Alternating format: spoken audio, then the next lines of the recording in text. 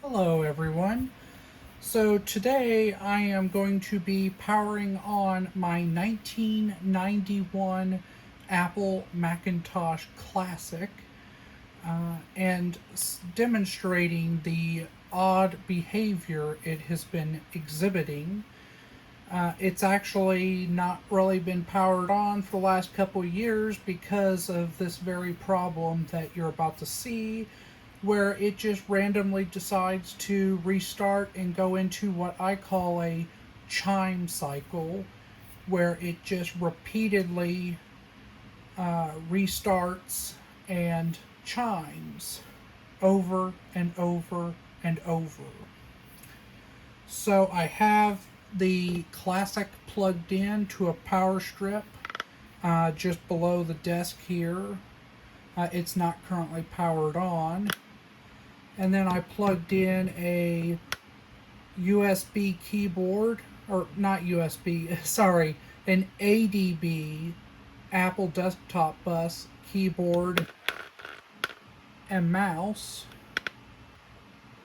just to see if it does boot into System 7, which it should, as that's what's on the BlueSCSI that's installed inside this machine.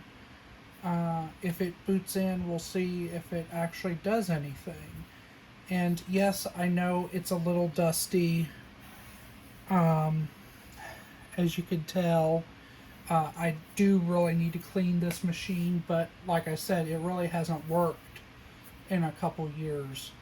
But without further ado, I'm going to turn on the power strip down here.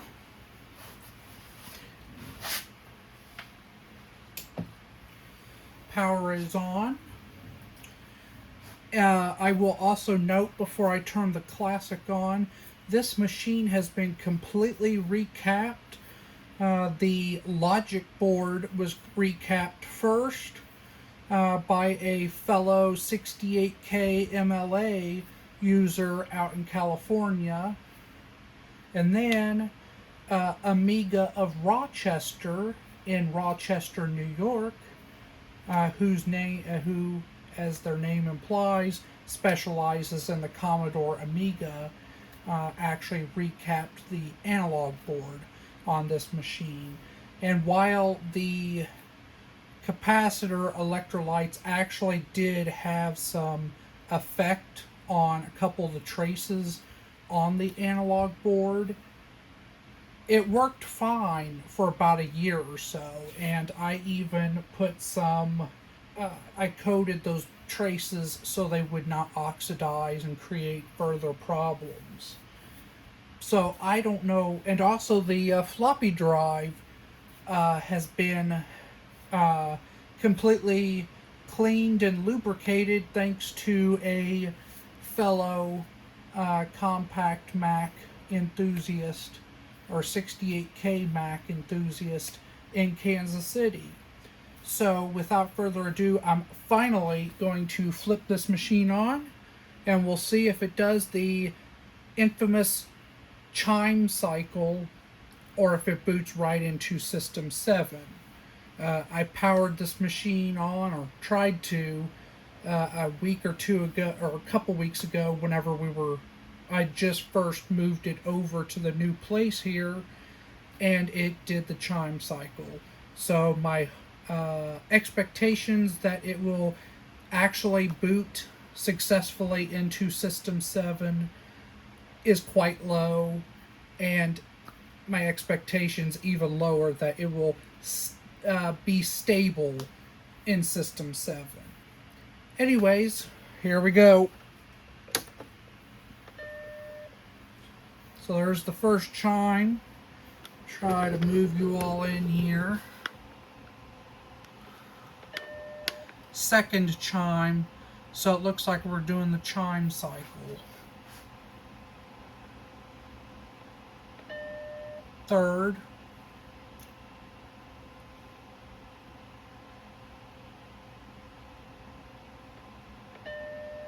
Fourth.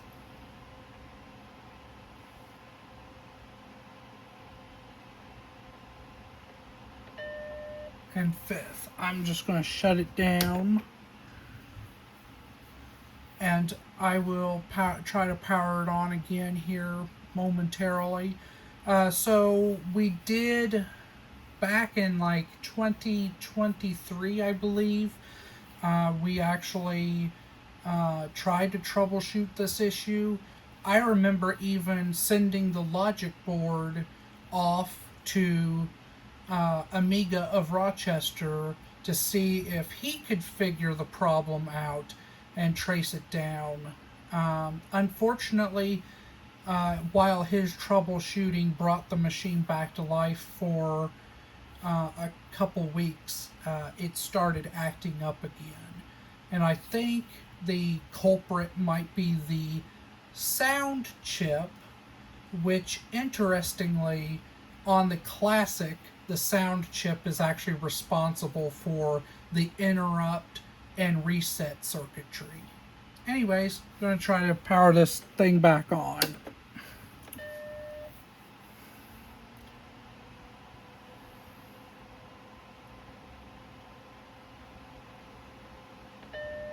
So we already have 2.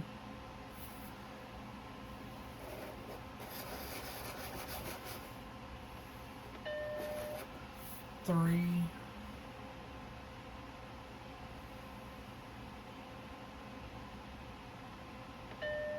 4.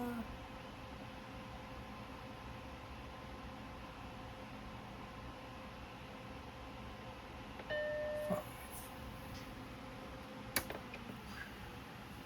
So I'm just gonna turn it off for 5 seconds and see maybe if this will do something.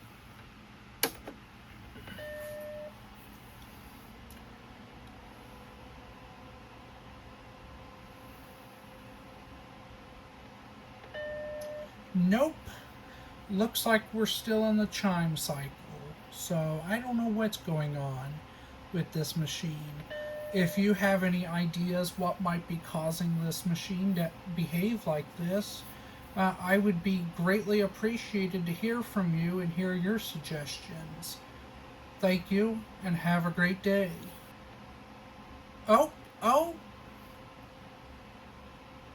is it going to be stable though? That's always the question. We might actually get into System 7.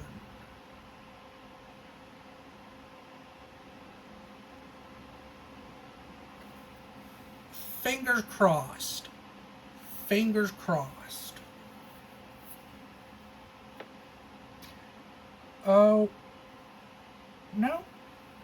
I thought I heard it almost go into another chime cycle there.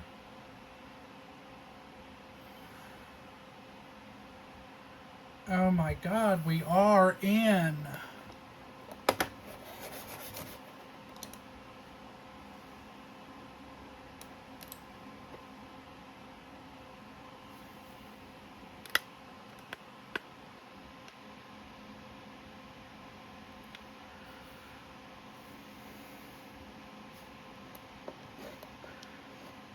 So this machine actually has it's completely maxed out at its 4 megabytes of RAM. And unlike the SuperSE over there, which can be very temperamental with the software it will run, in fact, that machine will not run System 7 with the Mobius accelerator. If you try to run System 7 on the SuperSE, it will just run off the stock 68,000 processor that's on the main logic board. But oh my god, we are in. And it hasn't crashed yet. Knock on wood.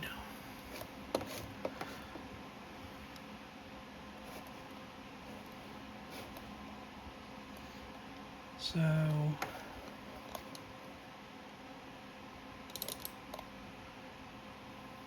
bring up Super Paint here.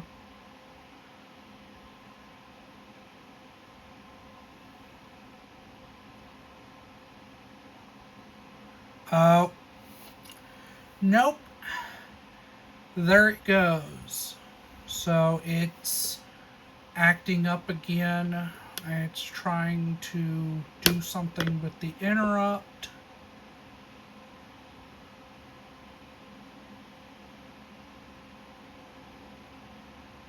And yeah, something funky is going on with this machine.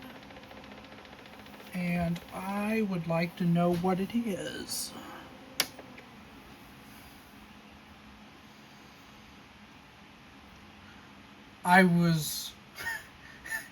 It had my hopes up there for just a few seconds before it decided to do its little interrupt thing.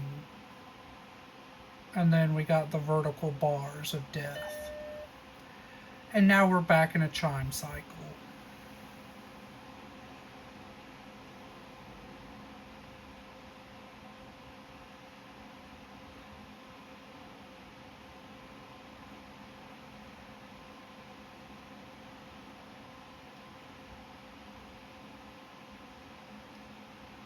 Well, it might actually try to reboot this time into System 7 because it's taking its time to either chime, which means it might be doing its memory count right now.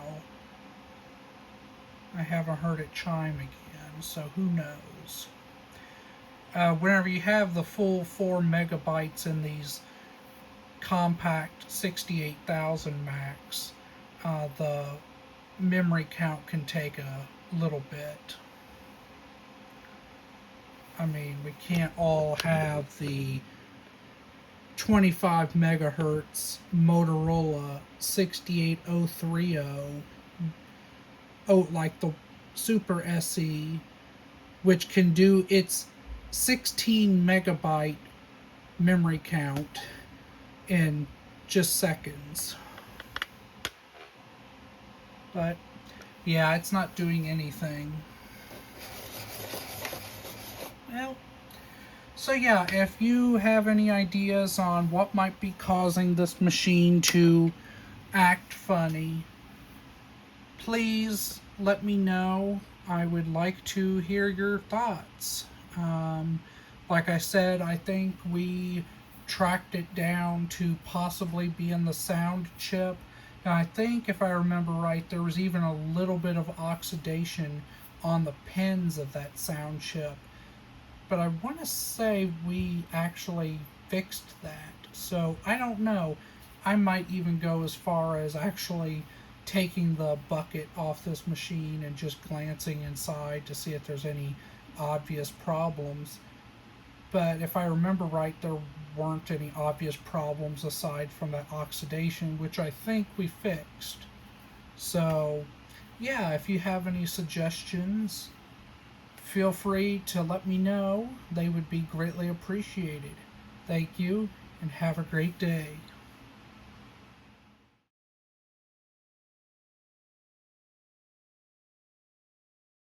So I'm going to go ahead and take the bucket off the 1991 Macintosh Classic here and see if anything looks obviously suspect for the problems that I exhibited in the other video. So yeah, I put down some cardboard on my makeshift workbench, and so yeah, let's just get to it. The tool, the long-handed Torx bit, and my screwdriver here. Oh, making all kinds of mistakes tonight.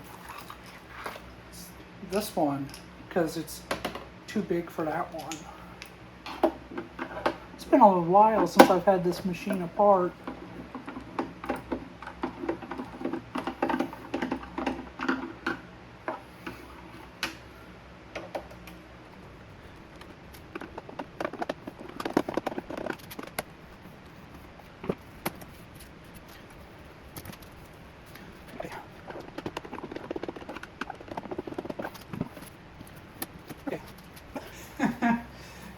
Okay, it looks like everything is going wrong.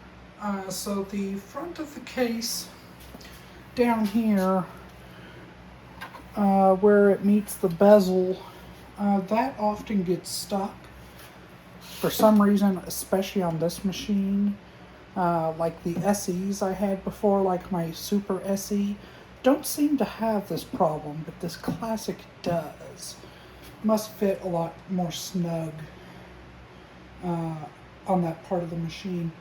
But I'm going to try to find a tool that'll let me open the machine and get it free without marring the plastic or anything. So I'll be right back.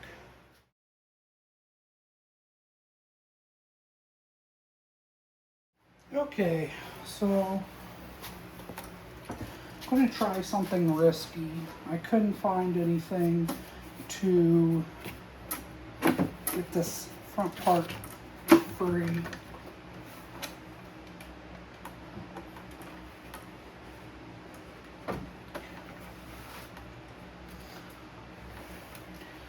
I am not going to hurt myself either. So usually in this case, I have like tire levers, bicycle tire levers of all things have usually helped me in the past, but when we moved, I threw them out for whatever reason. So I'm going to do something I probably shouldn't. And this half of the video or whatever, this video is already a comedy of errors.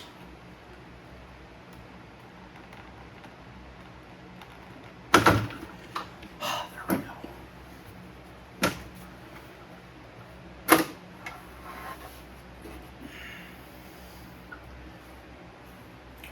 I got very lucky because not only did the buckets come off and the screws just fell out.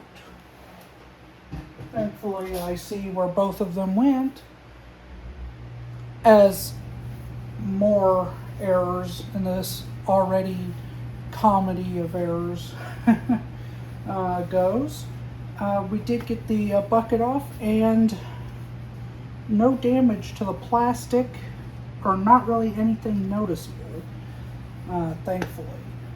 But all I want to do tonight is remove the logic board here and just look it over, see if anything is obviously suspect. And if there is anything suspect, just kind of looking at it, you know, kind of noting it. But I think the last time I looked at this board, and like I said, it's been a couple years. It's been a couple years since this machine's been powered on because of its issues. But last time, nothing really looked out of the ordinary. I even measured all the voltages coming off the analog board over here. Everything looked fine. And I believe I even took those measurements under load. So the power supply, or the analog board, was connected to the logic board, and the computer was powered on whenever I took those measurements. But yeah, without further ado, I'm going to pick up these screws real quick, and I will show myself removing the logic board and just kind of looking it over. Okay, so I am back after picking up 3 of the 4 screws that go into the bucket and secure it to the front half of the computer. I cannot find the 4th, even though I'm pretty sure I saw it. So yeah, like I said, comedy of errors tonight.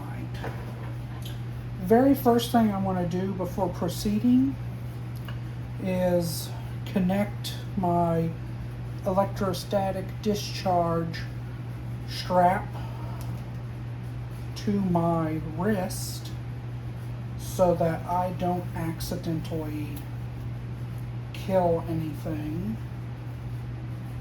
Now I'm just going to connect it to the chassis of the computer.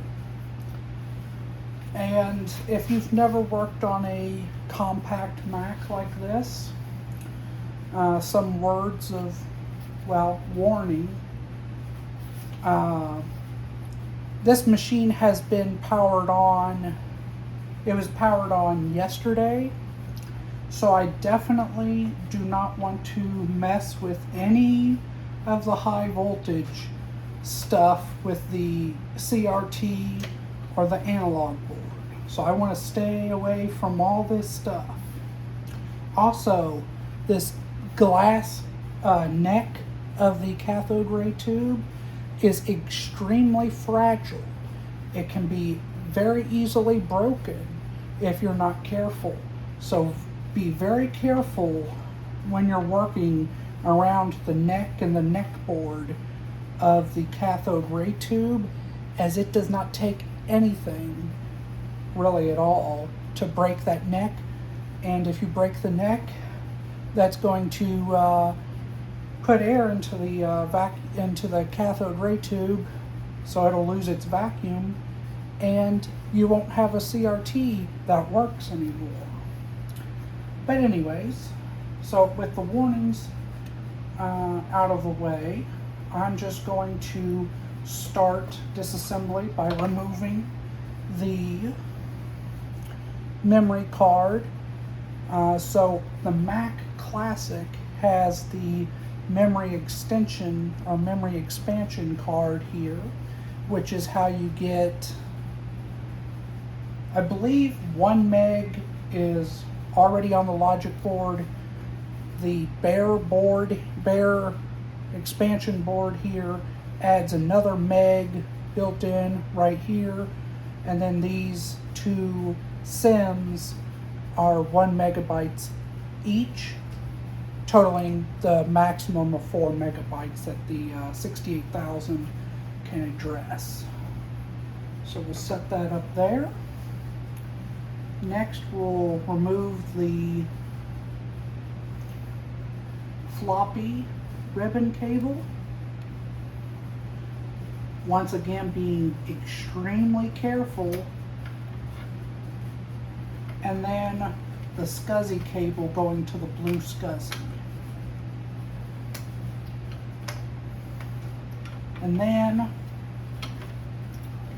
move those out of the way.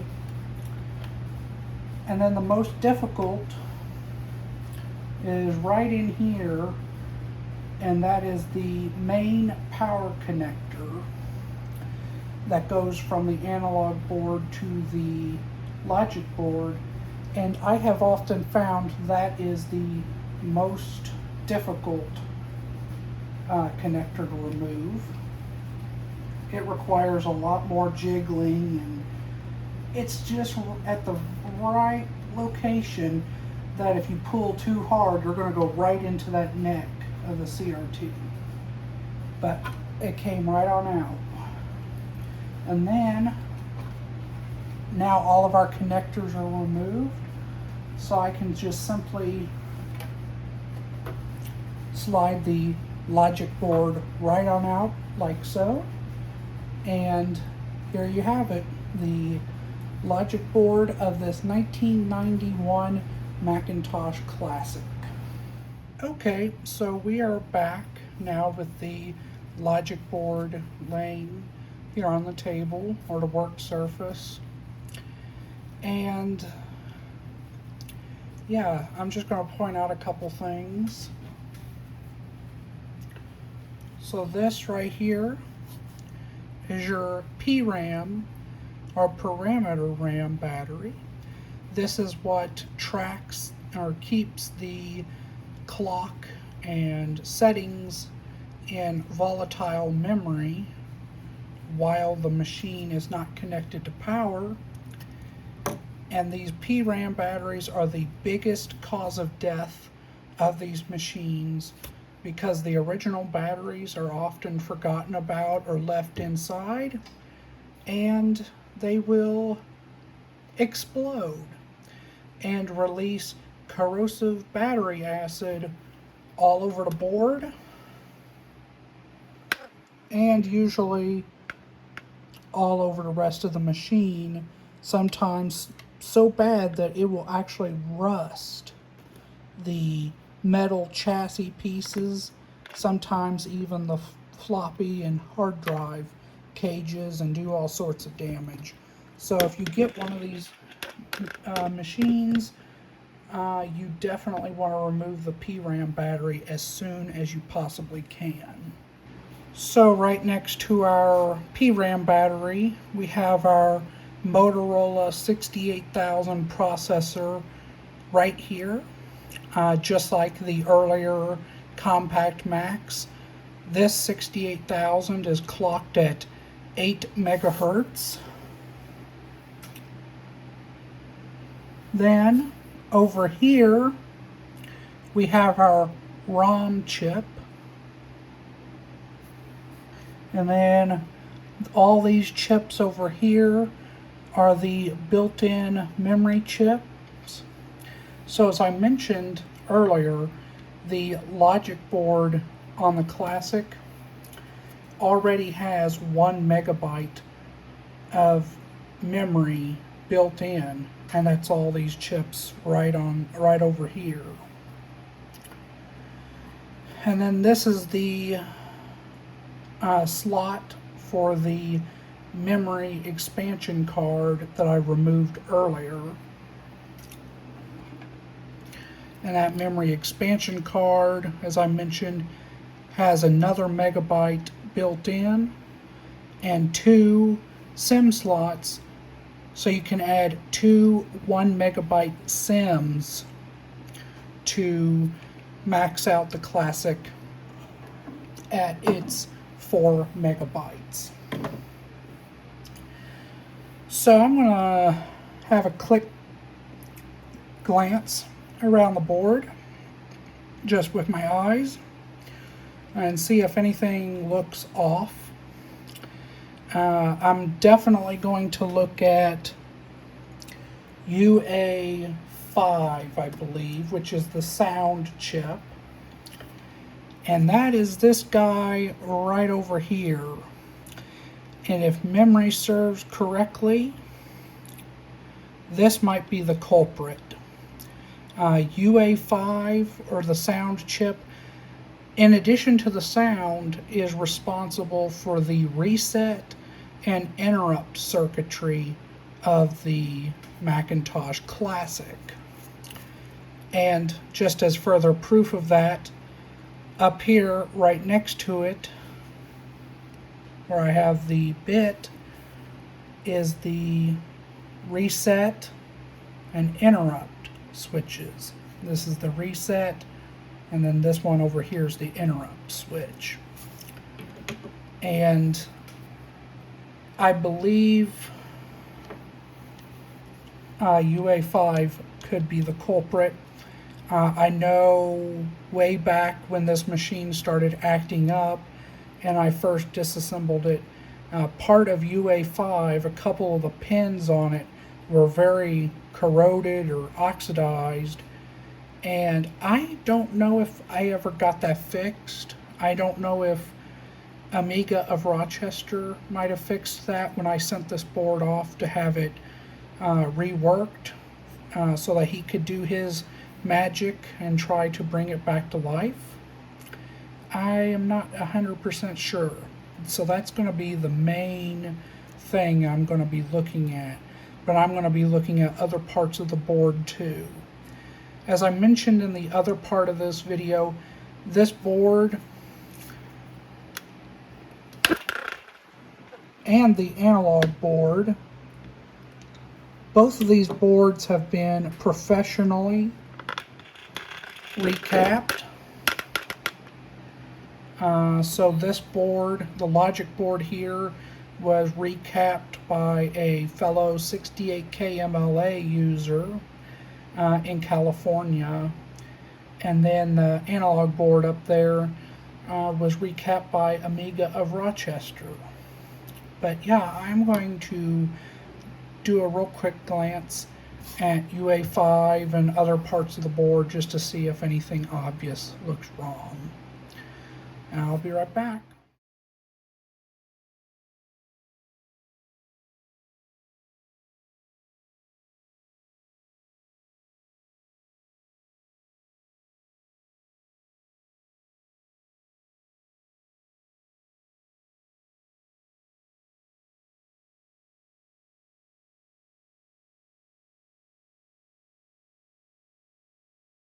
Okay, so this video might look a little fuzzy because I'm just using my iPhone 16 and it is zoomed in 5 times right now.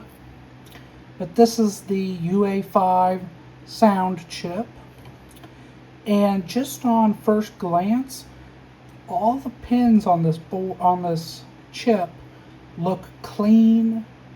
There doesn't appear to be any oxidization that I saw in an old photo earlier.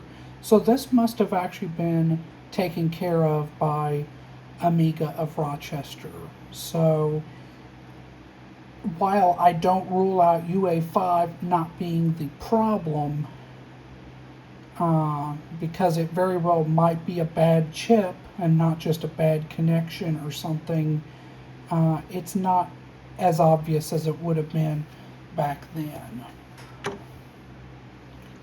So yeah, I'm gonna look around at some other chips, but yeah, UA5 very well might be fine. Okay, so now I'm going to reassemble the machine. I've looked everything over here on the logic board, and I really haven't seen anything that stands out. Whenever I zoomed in for a photo with my phone, it did look like UA5.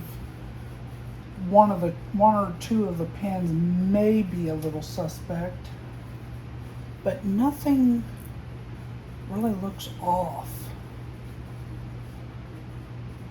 So I don't know what it could be. This is going to require some more help and technical expertise than I have. And unfortunately, I do not have an oscilloscope or anything, so I can't even really look at the signals that are going around the board. All I have is a cheap digital multimeter, one of the cheaper ones you can get on Amazon, but it seems to work fine. So I'm just going to put the machine back together, being careful.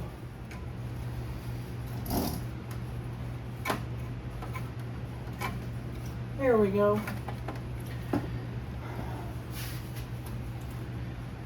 And then basically you just do everything in reverse. Plug in the power connector. Well, I shouldn't say power connector because it also carries the sound and video to the analog board.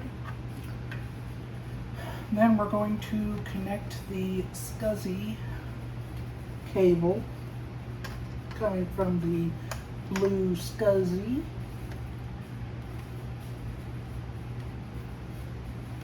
It's all tight. And last but not least, for the connectors, the floppy drive. And do not forget your memory expansion card, unless you just want to have 1 megabyte. But without these memory expansion cards, you cannot go any higher than 1 megabyte. So you definitely do not want to lose it. And that slots in here. And you want to make sure this is tight as you can get it, because otherwise it can create all sorts of weird problems. And don't ask me how I found that out, though if you've visited my blog, you probably already know about all the issues I've had with that. So now we're going to carefully put the bucket back into place.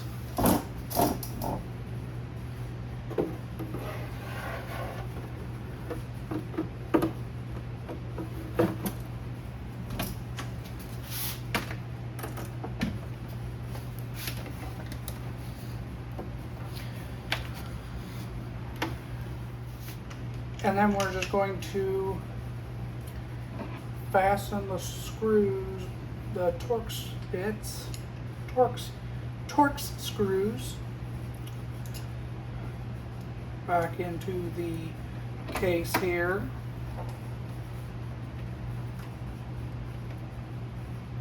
There's one. And like I said, there's supposed to be 4, but I don't know where the 4th one went. So I'll find it eventually because it couldn't have gone far.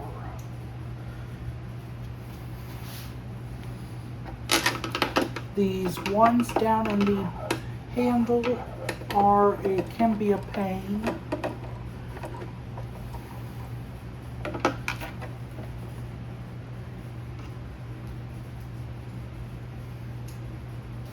Both to remove and install. Come on. There we go.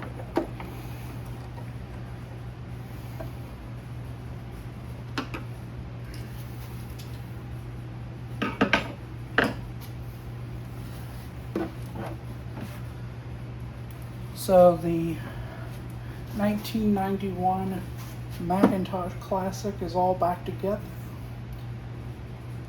But unfortunately, we're no closer to solving the problem because nothing really looks suspect. For shits and giggles, I'm just going to run an extension cord over here so I can plug it in and just see what it does without a keyboard or any peripherals attached. I'll be right back.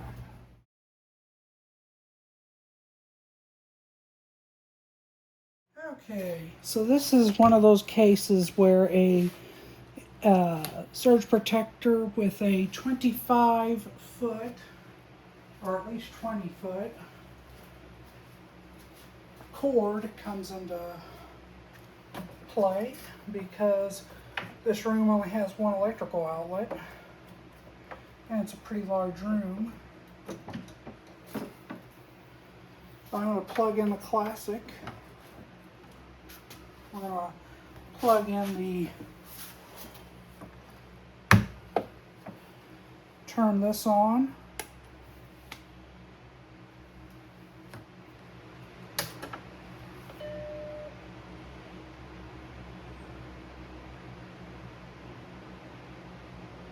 Yeah, we got 1 chime, 2 chimes,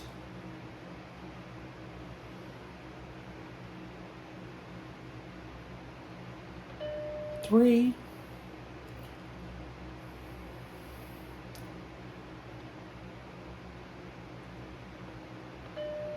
4,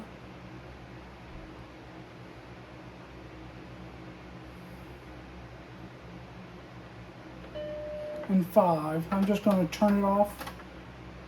Oh. For like 5 seconds.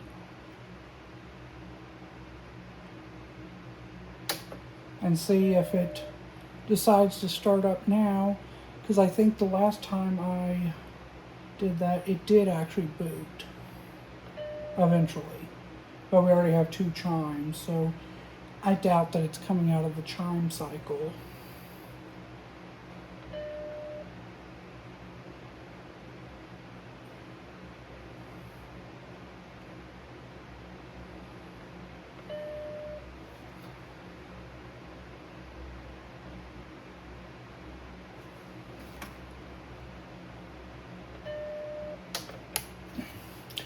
Nope, no difference.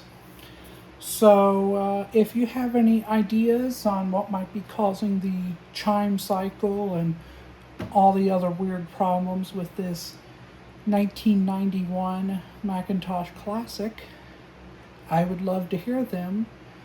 Just write a comment in the videos or send me an email through my blog. Send an email to Garrett at garrettfuller.org. 2 R's, 2 T's, GARRETT at GARRETTFULLER.org. Anyways, thank you for watching this video and have a great day.